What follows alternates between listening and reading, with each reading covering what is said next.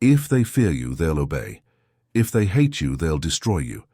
So how do you stand in power without turning everyone into an enemy? Respect is not earned only through kindness or charm. It is built through presence, and presence is shaped by the quiet understanding that crossing you carries a cost. Fear in this sense is not about threats. It is not about violence. It is about the invisible weight people feel when they consider their choices around you. They pause before speaking. They measure their words. They hesitate before testing your limits, because somewhere inside they sense that stepping carelessly could change the way you see them. And that change, though unspoken, is enough to make them tread carefully. This kind of fear is not ugly. It does not come from cruelty. It comes from consistency. When people see that you never chase approval, never scramble to prove yourself, never bend just to be liked, they begin to recognize that your respect cannot be bought cheaply. It must be earned. That realization shifts the dynamic because while most people give their time, energy, and attention freely, you give yours with thought. You do not lower your standards just to keep the peace. You do not entertain disrespect under the excuse of being nice, and that restraint builds a different form of power. Fear and respect are tied together, but the fear that builds respect is not the same fear that creates hate. Hate comes from humiliation, from feeling crushed, from being treated with contempt. But when your presence makes people cautious without making them feel small, when you demand respect without ever raising your voice, you create the rare balance that makes you untouchable. People may not always like you, but they will rarely risk testing you, and over time that quiet caution turns into trust, and trust evolves into admiration. Think about the people you have respected most in your life. They were not the ones who tried to win everyone's love, nor the ones who shouted the loudest. They were the ones who carried themselves with a stillness that made you careful. You did not want to disappoint them, not because you feared punishment, but because you feared losing their regard.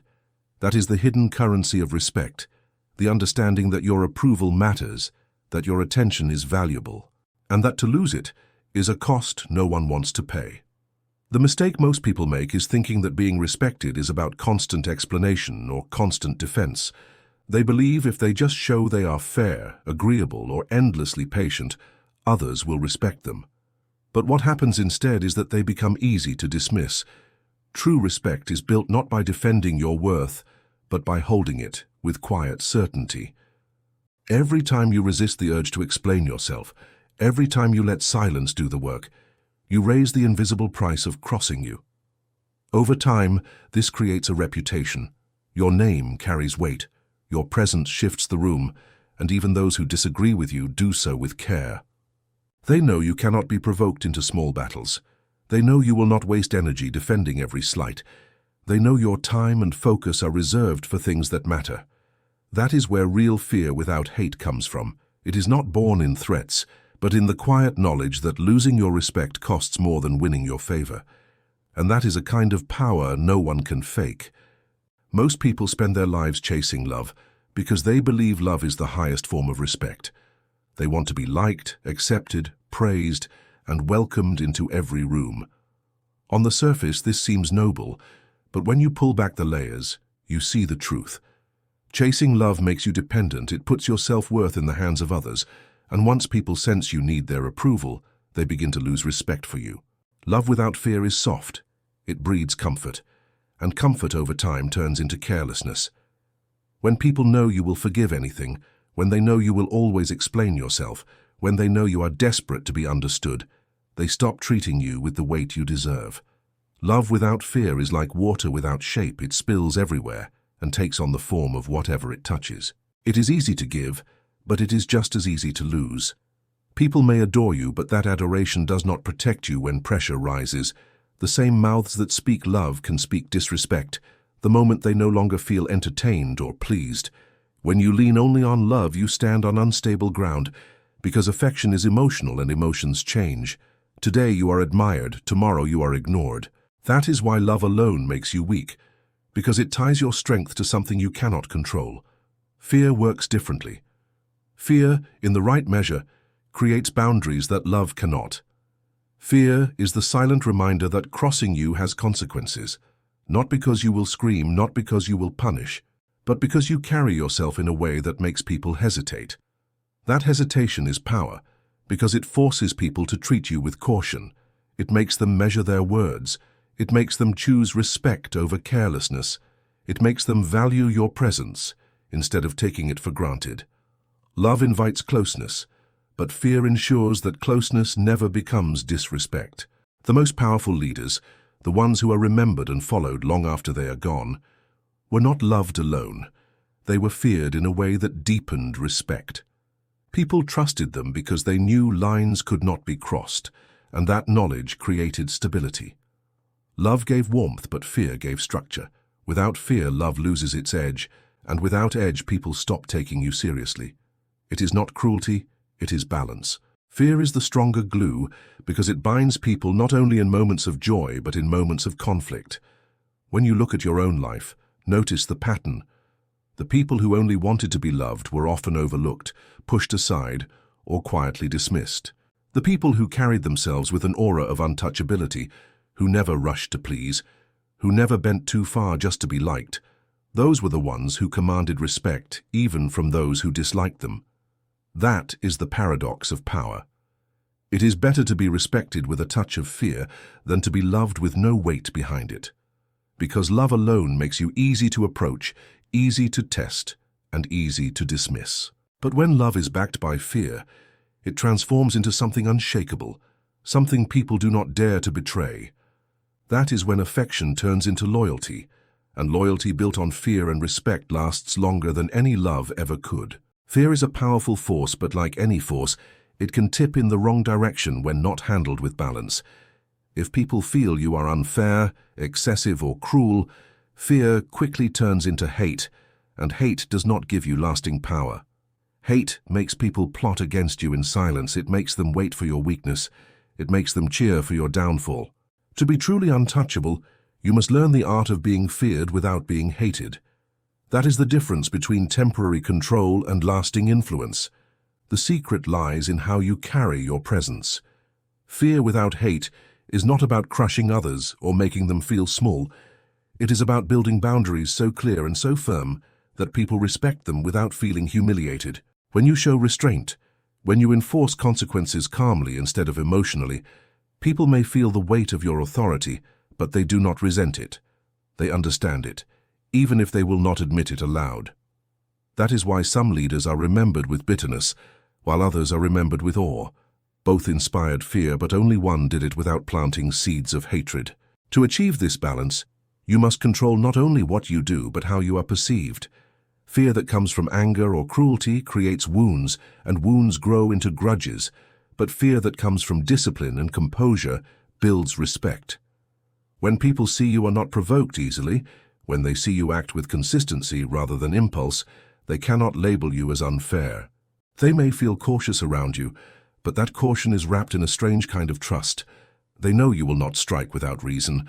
They know you are not reckless. They know you hold yourself above petty fights. That is how fear becomes stabilizing rather than destructive. Consider how people react in a room when someone is unpredictable in the wrong way. They may follow out of obligation, but beneath the surface, resentment grows. They obey because they must, not because they choose to.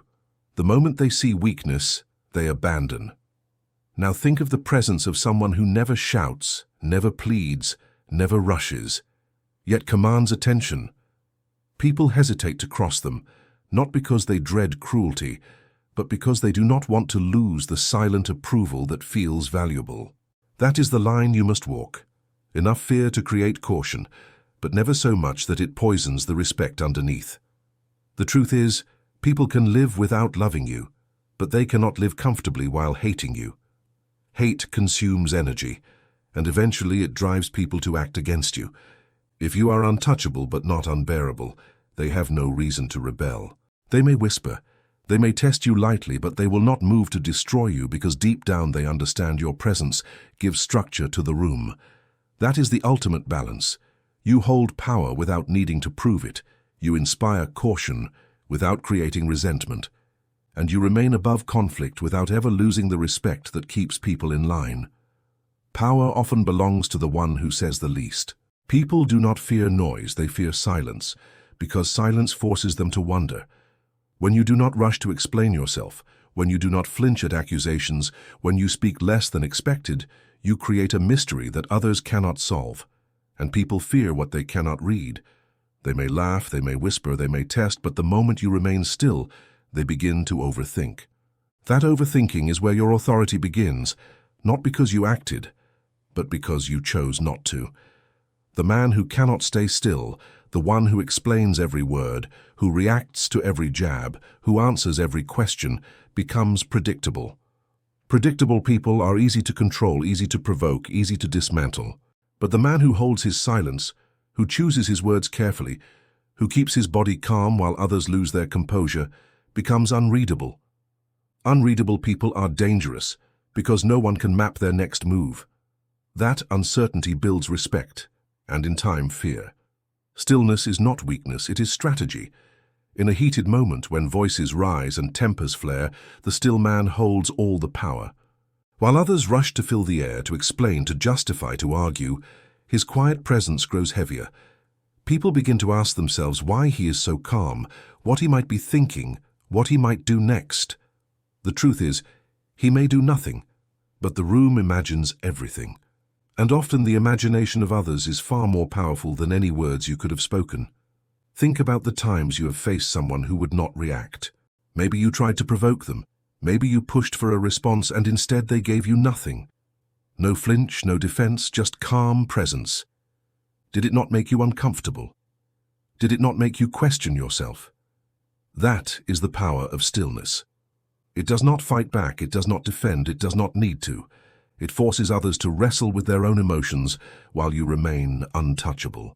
In stillness there is control. Control over yourself and by extension control over others. People respect the one who cannot be provoked, because provocation is the easiest way to expose weakness. When insults roll off you, when accusations echo into silence, when pressure leaves you unmoved, you show the world that you are not only unshaken, but beyond their reach. That kind of presence does not need to ask for respect. It commands it without words. The danger of constant reaction is that it shrinks you. Every time you explain, every time you justify, every time you meet noise with more noise, you lower yourself to the level of those who tried to provoke you. Stillness, on the other hand, raises you above the noise. It places you on higher ground where attacks cannot reach. And once people sense you cannot be moved by their games, they stop playing. That is when fear takes root, not as hatred, but as authority. Stillness is the art of making others question themselves. It is the skill of turning silence into weight. It is the patience to let others talk themselves into weakness, while you grow stronger by doing nothing. This is why the most respected people rarely speak much, because the less they say, the more every word matters. And when every word matters, people listen differently. They lean in, they hesitate, they measure their tone. That is silent authority. It does not shout, it does not defend, it simply exists. And existence, when carried with stillness, becomes its own weapon. Power is never about how loud you can be. It is about how clear your limits are. People test you not because they hate you, but because they want to know where the edges are. If you have no edges, if everything slides, if disrespect can pass without a response, they learn that you can be pushed. And once someone knows you can be pushed, they will never stop. The subtle art of boundaries is not about shouting or threats. It is about calm, consistent consequences that need no explanation. Cross the line once, and they never forget it. Boundaries are not spoken as much as they are felt. You can say 100 times that you demand respect, but if you allow someone to speak over you, if you let them mock you, if you tolerate being dismissed, your words mean nothing. People believe patterns, not declarations. The first time you let disrespect slide, you have already trained others to repeat it. The first time you calmly step back, withdraw access, or end a conversation without emotion, you have trained others to think twice before trying again. This is how fear without hate is built, not through anger, but through unshakable standards. The mistake most people make is thinking boundaries are about control over others. They are not. Boundaries are about control over yourself. When you are calm in enforcing them, when you do not need to raise your voice or show rage, you prove that your discipline is stronger than their provocation. This unsettles people more than threats ever could. They realize you will not be moved, and they begin to treat you with caution. That caution over time evolves into respect. Imagine someone insults you in front of others. The average reaction is to argue back, to defend, to try to save face. But when you simply remove yourself, or end the exchange with a short closing phrase, you send a stronger message. You showed that their words were beneath you, that their attempt to drag you into chaos failed, that your time is too valuable for petty fights. You did not punish them with force, but with absence. And absence is often the sharpest consequence. Consistency is the foundation. If your boundaries change depending on your mood, people will not take them seriously. If one day you allow a line to be crossed and the next day you explode over a small matter, you create confusion. Confusion breeds resentment, and resentment turns fear into hate. But when your response is steady, when the line is always the same, people stop testing. They understand the rules without you needing to repeat them. And when rules are clear, people feel both secure and cautious around you. The truth is, boundaries are not walls that keep people out. They are signals that tell people how to approach you. They do not make you cold. They make you valuable. When others see that your time, your energy, your respect must be earned and not taken, they rise to meet your standard. Those who cannot fade away, those who stay do so with caution. That is why boundaries are the quietest form of power. They do not shout, they do not beg, they do not justify. They simply stand unshaken, and the man who enforces them calmly becomes the man others fear to cross, not because he is cruel, but because he has shown them once, and once was enough. Silence is often the most underestimated weapon, yet it cuts deeper than any words could. When you are insulted, provoked, or challenged, the natural instinct is to fight back. You want to defend yourself, to prove your point, to correct the story. But the moment you engage, you step into their frame. You play on their field, and in doing so, you give them exactly what they wanted, a reaction. Silence, on the other hand, flips the entire stage. It forces the attacker to carry the weight of their own words, while you remain untouched. When you respond with silence, the dynamic shifts instantly. The attacker expects resistance, they expect denial, they expect you to fight for your name. When none of that comes, they are left exposed. Every second you remain still makes them look more desperate. They push harder, they repeat themselves, they raise their tone, and in that spiral they reveal more about their own insecurity than about you. Meanwhile, you stand calm, and in the eyes of everyone watching, you gain silent authority. The beauty of silence is that it magnifies presence. In a heated moment, noise is everywhere. People argue, defend, explain, and justify. But when you stay calm and quiet, your stillness becomes the loudest thing in the room. People turn to look at you. They wonder why you are unmoved. They ask themselves what you know that others don't. Silence makes you unreadable, and what cannot be read cannot be controlled. That unreadability is power, because people fear uncertainty more than they fear any single word. Think of those who carry true authority. They rarely argue, they rarely explain, they rarely waste energy on every challenge. They know that words often weaken a position rather than strengthen it. By saying nothing, they let the crowd make its own judgment, and the crowd usually turns against the one who looks unstable. That is the hidden edge of silence. It is not passive, it is active. It does the work for you without you lifting a finger. Of course, silence requires discipline. The average person cannot sit in discomfort without filling it with words. They feel the need to explain, to smooth things over, to chase understanding. But when you resist that urge, when you let the tension hang, it is the other person who begins to feel the pressure. They replay what they said. They wonder if they went too far. They start to backpedal.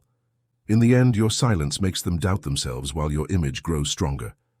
In silence, there is mystery, and mystery always builds fear. Not the kind of fear that creates hate, but the kind that creates caution. People begin to approach you differently, not because you threatened them, but because they cannot predict how you will respond. That unpredictability keeps them in line. They realize that the safest option is to treat you with respect, because they never know how far their words might echo into your silence. The more you master silence, the less you need to prove, and the less you need to prove, the more feared you become. Not through force, not through argument, but through stillness that speaks louder than any defense. Silence is the sharpest blade because it makes others cut themselves while you stand untouched. Strength is not shown by who shouts the loudest or reacts the fastest. It is shown by who remains calm when everyone else is losing control. Detachment is not coldness, it is control. When you refuse to attach your emotions to every slight, every insult, every attempt to provoke you, you begin to look untouchable. The person who takes everything personally reveals their weakness because they show that others can control their mood, their focus, and even their self-worth. But the person who stays detached, who does not flinch when challenged, who does not beg to be understood, radiates a kind of power that others cannot easily handle. People fear what they cannot predict. If someone knows you will always argue back, they can plan for it. If they know you will always defend yourself, they can corner you. If they know you will always take offense, they can use that as a weapon. But when you are detached, when your reactions are few and carefully chosen, no one can read you. That unknown unsettles people far more than anger ever could. Anger can be measured, but detachment is limitless. It leaves people wondering, and wondering creates caution. Detachment is not about ignoring life. It is about refusing to hand over control of your emotions. Drama feeds on energy. It wants your attention, your words, your defenses. The moment you give it those things, you have already lost, because the one stirring the drama has succeeded in dragging you into their game. But when you stay calm, when you act as though the drama does not touch you, it dies on its own. People who live on conflict cannot survive without an audience, and detachment starves them of the validation they seek. In relationships, in business, in friendships, this principle never fails. The man who is easily provoked becomes a puppet of other people's moods. The man who is detached controls the tempo. He decides when to respond, if he responds at all, and that choice keeps others guessing. Sometimes silence is his answer. Sometimes a calm phrase ends the game. Sometimes a simple glance is enough to remind everyone that he is not caught in the storm. That freedom from drama makes him respected, even feared, because people realize they cannot drag him into their level. The hardest part of detachment is not showing it, but living it. You must train yourself to resist the urge to explain, to fight, to prove. You must understand that being misunderstood is not a threat, it is a tool. Let others guess at what you mean. Let them argue among themselves. Let them create stories in the absence of your explanations. The less they know about your emotions, the more powerful your presence becomes. The truth is, anger is temporary, but detachment is permanent. Anger burns quickly. It creates moments of force, but leaves behind weakness. Detachment endures, because it cannot be manipulated. It keeps you unpredictable, unreadable, and therefore respected. People will not cross you lightly when they cannot measure the cost. And that is the essence of true authority. The unknown is always more intimidating than any outburst of rage. And when you master detachment over drama, you master the game of control without ever needing to play it. The strongest move in any confrontation is not to fight harder, but to reflect what is thrown at you back onto the person who started it. This is the mirror effect, and it works because people are more vulnerable to their own doubts than to any attack you could ever launch. When you stay calm and refuse to meet accusations head-on, when you do not rush to defend or explain, their words bounce back toward them. They hear the echo of their own insecurity in the silence you leave, and slowly they begin to question themselves. The moment someone doubts their own judgment, they stop attacking yours. Most people react to accusations emotionally. If someone calls them arrogant, they rush to prove they are humble. If someone says they are selfish, they scramble to prove they care. But all this does is strengthen the accusation, because defending yourself acknowledges the frame of your attacker. By fighting on their terms, you accept their authority to judge you. The mirror effect takes that power away, because instead of answering, you let their words reveal more about them than about you. Imagine someone calls you manipulative. The average person will deny it, explain their intentions, argue endlessly. But when you stay calm, maybe offer only a neutral response like, if that's how you see it, you force them into discomfort. Suddenly, they are the one wondering if they overstepped, if they sound insecure, if the room sees them as bitter or emotional. Your calmness reflects their energy back onto them, and now it is their image under pressure, not yours. The power of this effect is that it is silent. yet heavy. People expect resistance when they attack, and when none comes, the attack collapses under its own weight. They repeat themselves, they try harder, they look unstable. Each attempt makes them seem weaker, while you appear stronger simply by doing less. And the crowd, the people who are always watching, do not judge based on words alone. They judge based on who looks calm and who looks rattled. In that silent exchange, you win without ever lifting a finger. It takes discipline to master this, because the need to defend yourself is deeply human.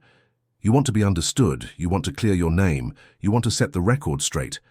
But power is not built on being understood, it is built on being untouchable. When you mirror back instead of explaining, you create a layer of mystery. People cannot read your thoughts, they cannot measure your emotions, and the unknown always feels heavier than the known. They hesitate to attack again, not because you argued them into silence, but because they no longer trust their own ability to hit you. The mirror effect is not cruelty, it is strategy. It does not humiliate the other person directly, it simply lets their own words turn on them. In that way it avoids unnecessary hate while still building fear. They learn quickly that attacking you is dangerous, not because you fight back with anger, but because you reflect their weakness with calmness. And once they feel that discomfort, they rarely try again. That is the power of reflection. It protects you without effort and creates an aura that no accusation can pierce. The highest form of power is not built on force, not on arguments, not even on silence alone. It is built on an aura that cannot be touched. The untouchable aura is not simply about being feared. It is about becoming a presence so steady, so unshaken, that fear begins to transform into something deeper. People may start by being cautious around you, they may watch their words, they may hesitate to cross your line, but with time that fear evolves into reverence. It is no longer about what you might do to them, it becomes about what you represent to them. You stop being a person they want to test, and instead become a figure they want to defend. This aura cannot be faked. It is built through discipline and consistency. You reach it only when you no longer feel the need to prove yourself, when you no longer defend every accusation, when you no longer explain yourself to win approval. Every time you refuse to be dragged into drama, every time you let silence carry more weight than noise, every time you enforce your boundaries calmly, you build another layer of this aura. Slowly, the way people see you begins to change. They do not think of you as someone who can be debated like everyone else. They see you as someone above the debate. That difference is everything. In this stage, your presence speaks louder than your words. When you walk into a room, people notice. When you remain silent, people still feel your weight. Even when you are absent, your name carries meaning. This is not because you demanded loyalty. It is because you created an image that people instinctively protect. To oppose you feels dangerous, not because you threaten them, but because they fear what it would mean to stand against you. And to respect you feels natural, because your aura suggests it is the only reasonable choice. The most powerful leaders, the ones remembered with both fear and admiration, reach this state. They were not untouchable because they controlled every narrative, but because they did not need to. The untouchable aura makes people do the work for you. When someone tries to attack, others step in. When someone questions you, others defend you. You do not need to raise your hand because your silence has already trained the crowd to see you as beyond the reach of ordinary conflict. That is the highest form of power, when people protect you without being asked. The key to building this aura is to never descend into the ordinary. You cannot afford to be predictable, emotional, or easily provoked. You must hold yourself with calmness, even under pressure. You must choose your words so carefully that every sentence sounds final, and you must carry yourself in a way that shows you are not desperate for anyone's approval. The less you explain, the more people wonder. The more people wonder, the more they respect. And respect that grows from mystery is stronger than any affection that comes from charm. The untouchable aura does not make you cold. It makes you undeniable. People may not always like you, but they will find themselves admiring you. They may not always agree with you, but they will stop trying to cross you. And when your presence rises to that level, you no longer live in defense, you live in definition. You define the tone, you define the frame, you define the silence. That is when power stops being effort and becomes existence. You are no longer just feared. You are revered. Maybe this video helped you see yourself or someone you know in a different way. Feel free to let us know via a like or in the comments. And if you want more wisdom and guidance in becoming a better version of yourself, subscribe now. This is the moment to start becoming the person you really want to be.